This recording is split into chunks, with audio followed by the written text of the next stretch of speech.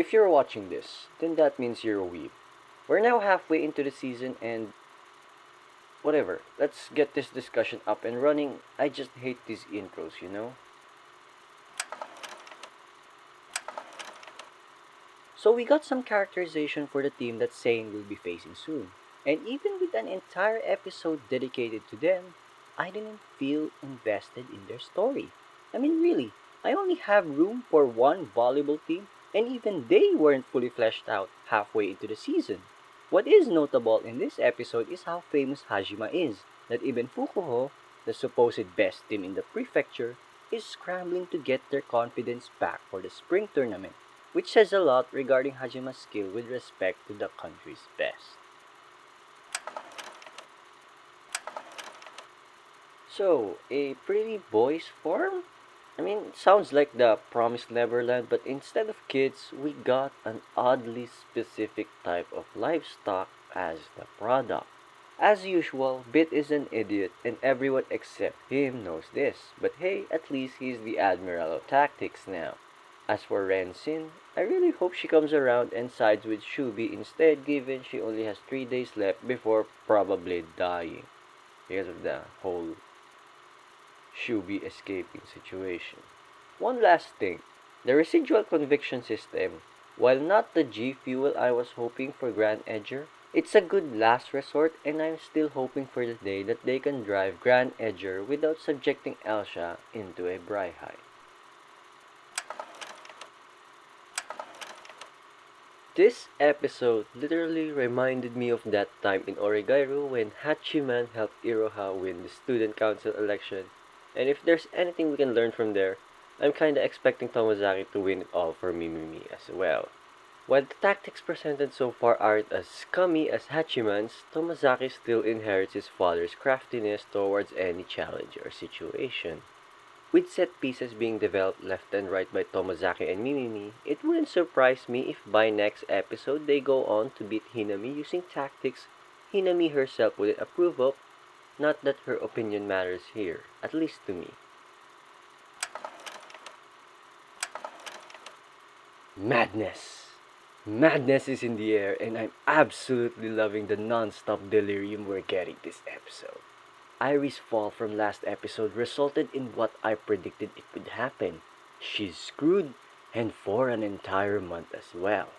As for Moe Blob Seria, it turns out that Seria indirectly got her little Alice killed, and the brain-butchering trauma that ensued made her jumble her memories around as a coping mechanism. Otherwise, she could have easily committed suicide to follow her family in the wake of that nuclear bomb. With that robot falling from the rooftop during the last scene, I'm assuming that's Doll, given we never got to see her again in the preview video. Preferably, I want Doll to live just because of the tension she provides within this theater. But I can't blame Kaorun for yeeting her out, knowing the brain damage this robot has caused within a short amount of time. Okay, a lot has happened in this episode, and because of that, I might not be able to address everything. Kyosuke's still Dad of the Year, Miyamura's new haircut got the girls wet like the Niagara Falls, smooth Operator Miyamura going for that kiss under the pretense of tasting that candy, ooh. By the way, I was cheering the entire time like how Charlie celebrated his historic 6-move checkmate, and I still do as I read this script. And Honoka could easily pass as Miyamura's little sister and no one would complain. Not only do they look alike, but they also love the same person as well. Is Hori undergoing what Kazuma calls the popular phase? Seeing as her having a boyfriend shook the entire school and everyone suddenly becoming a paparazzi. If I have one complaint for this episode, where is my Ishikawa and Sakura moments? They can't just leave last episode's cliffhanger and not do anything about it. Cloverworks have just committed a war crime by doing that, and they should be punished severely. So this episode gave us a glimpse of what weaponized simping looks like, and I have to say, an army of simps while not invincible, would be an annoying enemy to deal with. Also, for a fake princess, Mari sure has the blessings that any grey rat would feast on. And her idol-like personality on stage just makes it so much more difficult for simps not to simp for her. With one of the final scenes being the giant saving our true princess from harm, the show has finally begun asking the question on when Marius should stop being Marius and be Princess Marielle for real. My prediction says at least after the first core, but if it happens any earlier, then that would be a welcoming development.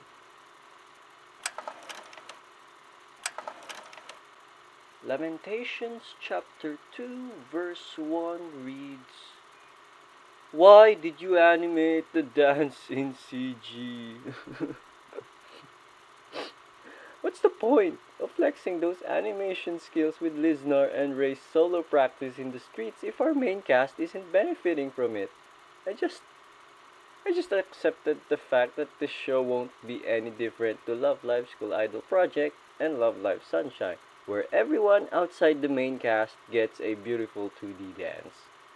I mean, if they emulated how Love Live Nijigasaki did their CG dances, that would have been great, but no.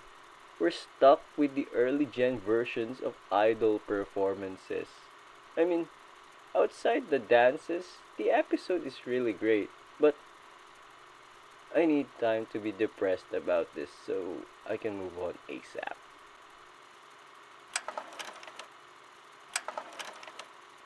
Like I said last week, Mihai works really well as a foil to Inugami-san, and his in-depth knowledge and insightful advices are what really saved our kids this episode. With him around, I expect our trio to grow and develop much faster now, with Inugami-san serving as a limiter just to avoid any overextension from the kids. With Inari's new helper also making his first appearance in this episode, at this point, I no longer find it surprising that even he doesn't like Inari. I mean, who even likes her at all? I don't see any redeeming qualities from her, and even the rest of the cast seem to be aware of that as well. One final thing, I feel bad for Kon, her husband who forgot about her due to work, and Kabane, my boy. You might wanna keep her company for a long while if I were you. So, what have we learned here? First, the Grey Rats definitely love big blessings, and it shows by just looking at their wives.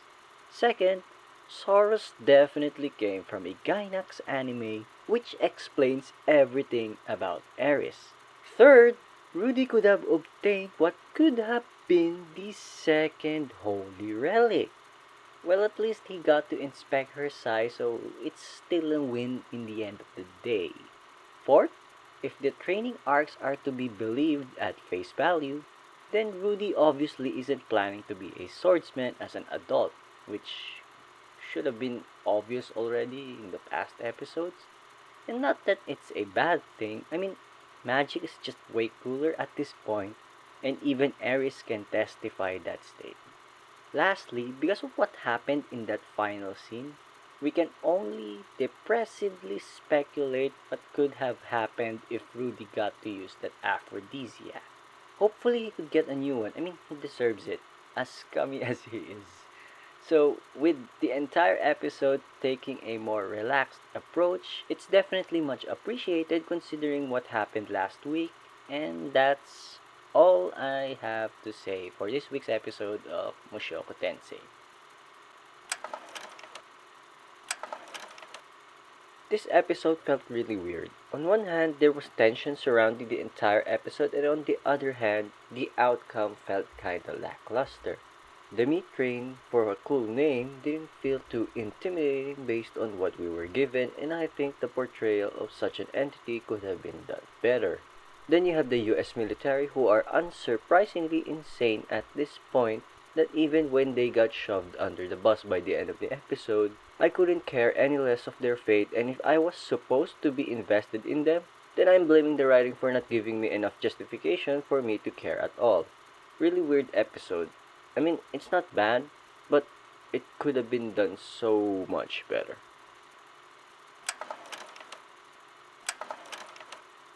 This episode disappointed me to such an extent I probably wore a poker face for most of the scenes.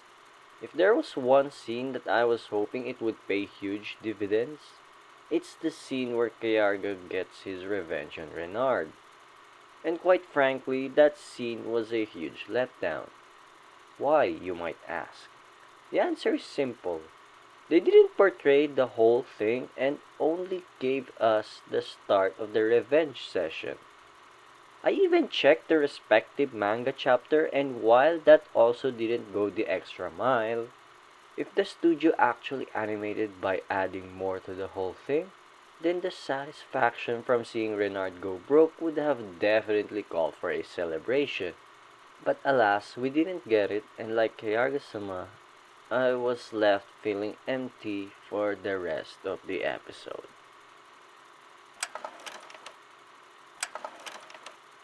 Beach episode!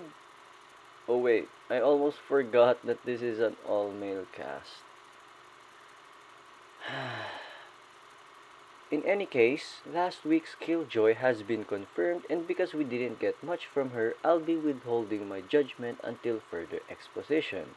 As for a gang of misfits, their entire vacation was pretty good. And the highlight for me would be Mia cock-blocking Joe from the women. Gotta do it for the bros, man. Given that the entire episode is invested towards Reki's recovery, not much has happened in this episode, and while one may call it filler, it's still good filler in my opinion, and that's about it. Did Kumiko just made an FMA reference with that handshake? Because if so, even in her madness, I gotta say, she's a certified woman of culture.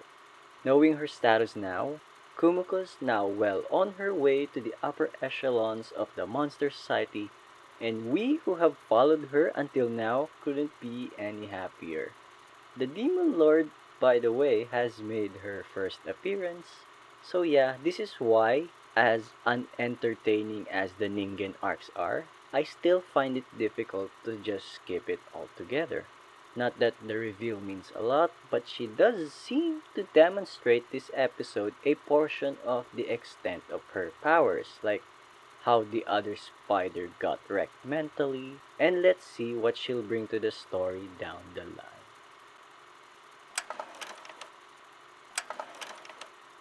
The tournament arc was it was okay, but it was just standard fare with nothing worth hyping over. The arm wrestling, on the other hand, there has to be a record beaten here for the most ridiculous arm wrestling I've seen in a long while, and for me, that's the highlight of this episode. The rest of the episode's fun, and a question, if I may. Out of the four girls vying for Lloyd, who do you think is the best fit for Lloyd? Right now, I'm Team Riho only because the other three are complete nut jobs, and Riho's the only sane girl among these three, and she actually isn't over the top when she cares about Lloyd. So that's about it for Last Dungeon Boonies episode 6.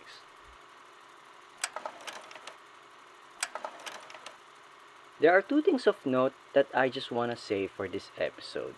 First is that it seems to me that Hidden Dungeon is at its best when the harem is involved, and as a fantasy adventure, the entire show is rather weak and unimpressive. The second thing is actually what salvaged this episode. I have nothing to say against the lion story. There's nothing really good or bad about it. It was rather generic, with little to say about it. But the way Alice grabbed Tigerson's tulip, mm, that's that's that's when I realized why the tulip was there. Like, I knew it. There had to be an innuendo somewhere. This episode was way too wholesome, way too clean for not to have anything depraved. Like, and we got it in a way that doesn't cross bestiality, but yeah, it definitely flirts around it. Like, oh my god.